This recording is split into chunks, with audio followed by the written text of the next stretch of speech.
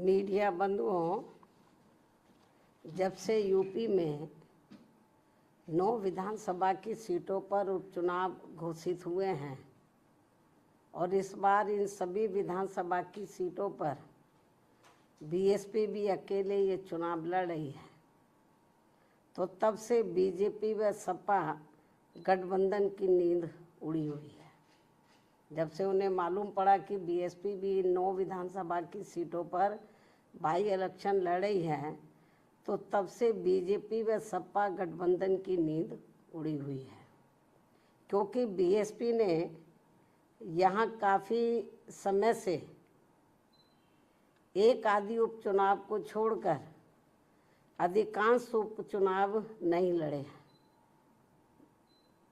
तब से खासकर ये दोनों पार्टियां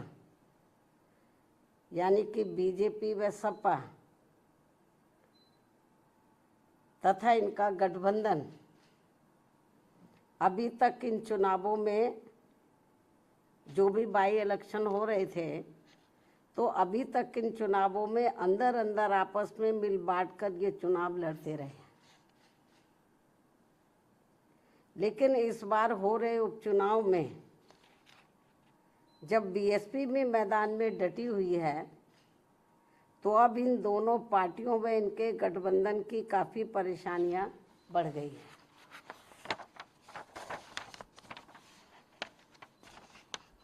जिससे जनता का ध्यान बांटने के लिए अब बीजेपी बटेंगे तो कटेंगे और सपा एंड कंपनी के लोग क्या कह रहे हैं, जुड़ेंगे तो जीतेंगे। इन नारों को प्रचारित करने व इनकी पोस्टरबाजी आदि भी खूब करने में लगी है, जबकि इनकी हर मामले में रही दोगली सोच व नीतियों को ध्यान में रखकर वास्तव में होना ये चाहिए कि बीएसपी से जुड़ेंगे तो आगे बढ़ेंगे व सुरक्षित भी रहेंगे। हालांकि प्रदेश में विकास व कानून व्यवस्था के मामले में बीएसपी के रही सरकार की तुलना में बीजेपी की वर्तमान में चल रही सरकार से व इसके पूर्व में सपा के रहे शासनकाल से भी जनता को ये जरूर सोचना चाहिए कि इन तीनों में से केवल बीएसपी का ही शासनकाल काफ़ी बेहतरीन रहा है। ऐसे में इनको ये हवाई नारों, ऐसे में इनको प्रदेश की जनता को इनके ये हवाई नारों व पोस्टरबाजी आदि के चक्कर में बिल्कुल भी नहीं पड़ना चाहिए। इसलिए अपनी कमियों की वजह से ही अब बीजेपी के लोग ये नारा लगाकर उपचुनाव में वोट मांग रहे हैं कि बटेंगे तो कटेंगे, ये नारा लगाकर वोट मांग रहे हैं, तथा वहीं सपा के लोग भी ये नारा लगाकर वोट मांग रहे हैं कि जुड़ेंगे तो जीतेंगे। जबकि इनकी आड़ में ये दोनों पार्टियां यहाँ के लोगों को केवल गुमराह कर रही हैं। इन नारों की आड़ में तो ये दोनों पार्टियां और इनके गठबंधन यहाँ के लोगों को केवल गुमराह कर रहे हैं, जिनसे इन सीटों के वोटरों को, मतदाताओं को सावधान रहना बहुत ज़रूरी है। ये केवल अपनी कमियों पर से ध्यान बांटने के लिए इस किस्म के ये नारेबाजी कर रहे हैं, पोस्टरबाजी कर रहे हैं, तो यहाँ की जनता को गुमराह करने के लिए। तो जिनसे इन सीटों के मतदाताओं को सावधान रहना बहुत ज़रूरी है। इतना ही नहीं, बल्कि सपा की रही सरकार में तो यहाँ अधिकारी लोग नहीं, बल्कि सपा के गुंडे, बदमाश, माफिया आदि ही ज़्यादातर इनकी सरकार चलाते रहे। और अब ऐसा लगता है कि यहाँ हो रहे उपचुनाव में सपा अपने गुंडों, बदमाशों व माफियाओं को अंदर अंदर ये कह रहे हैं कि ये उपचुनाव जीतोगे तो आगे सरकार बनाओगे, तभी फिर बचे भी रहोगे। अपने गुंडे, बदमाश, माफियाओं को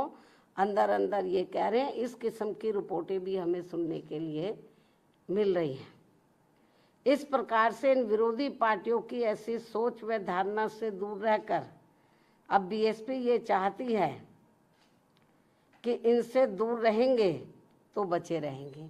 इन दोनों पार्टियों से, इनके गठबंधन से दूर रहेंगे तो बचे रहेंगे। और अब समय आ गया है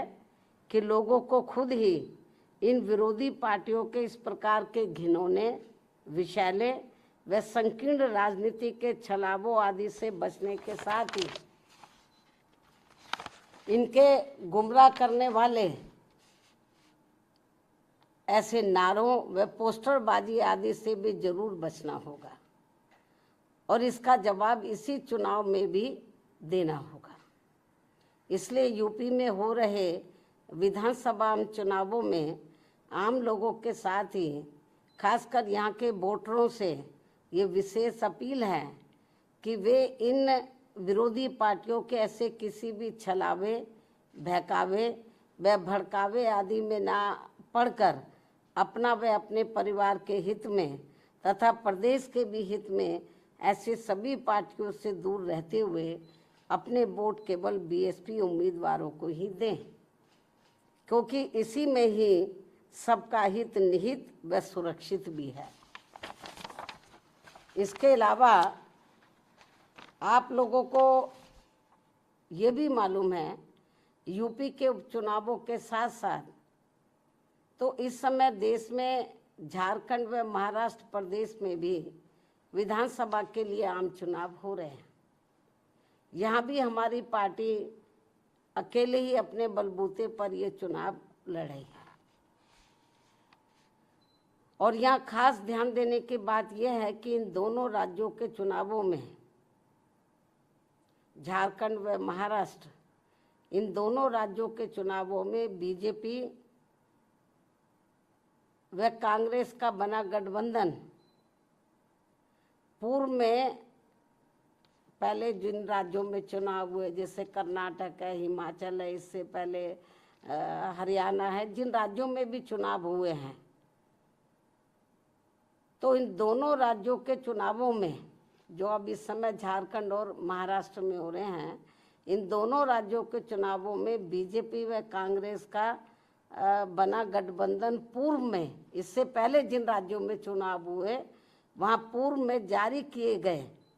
अपने अपने चुनावी घोषणा पत्रों को लागू करने को लेकर, जो उस समय इन्होंने लागू किया था और किस्म किस्म के प्रलोभन दिए थे अपने चुनावी घोषणा पत्र में, उसको ये लागू तो कर नहीं पा रहे हैं। बहुत बुरा हाल है, क्योंकि कर्नाटक में काफ़ी कुछ गवर्नमेंट की पोजीशन खराब हो रही है, हिमाचल में भी हो रही है। हिमाचल में तो हालत ये खराब है वहाँ पे इतनी ज़्यादा गवर्नमेंट की कि वहाँ के सरकारी कर्मचारियों को वो वेतन तक भी नहीं दे पा रहे हैं। लेकिन चुनाव में इन्होंने बड़ी बड़ी गारंटी दे दी चुनावी घोषणा पत्र में। तो कहना मैं ये चाहती हूँ कि यहाँ खास ध्यान देने की बात यह है कि इन दोनों राज्यों के चुनावों में, यानी कि झारखंड और महाराष्ट्र में जो इस समय चुनाव हो रहा है, इन दोनों राज्यों के चुनावों में बीजेपी व कांग्रेस का बना गठबंधन तो पूर्व में जारी किए गए, इससे पूर्व में जिन राज्यों में चुनाव हुए वहाँ जारी किए गए अपने अपने चुनावी घोषणा पत्रों को लागू करने को लेकर इस समय अभी नया चुनावी घोषणा पत्र जारी नहीं किया है। इससे पहले जिन राज्यों में चुनाव हुए वहाँ इन्होंने चुनावी घोषणा पत्र जो जारी किए,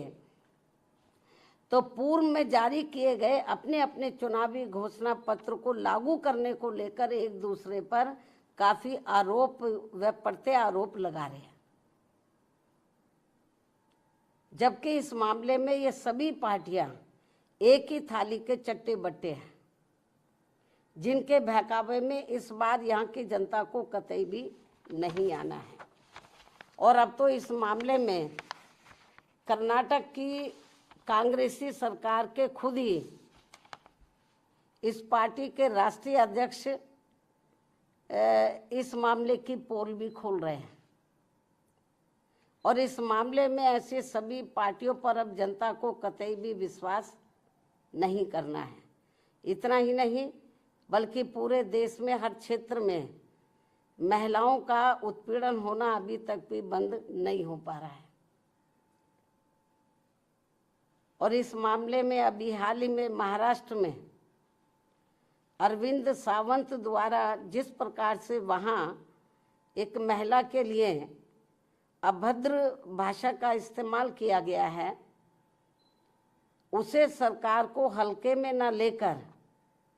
ये बहुत ही शर्मनाक है, अमानवीय है,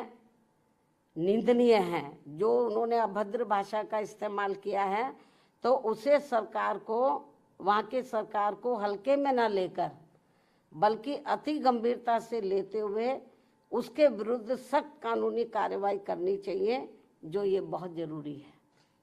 और ये ऐसा नहीं हुआ तो और लोगों के भी फिर मनोबल बढ़ जाएगा कि और भी बोलते जाओ और महिलाओं के बारे में, जो ये ठीक नहीं है। इन्हीं कुछ ज़रूरी बातों के साथ ही अब मैं अपनी पार्टी के लोगों से यूपी में 9 विधानसभा की सीटों पर हो रहे उपचुनाव के साथ साथ झारखंड व महाराष्ट्र स्टेट में भी विधानसभा के लिए हो रहे आम चुनाव में अपनी पार्टी के उम्मीदवारों को जिताने की भी पुरजोर अपील करती हूँ। धन्यवाद। जय भीम व जय भारत।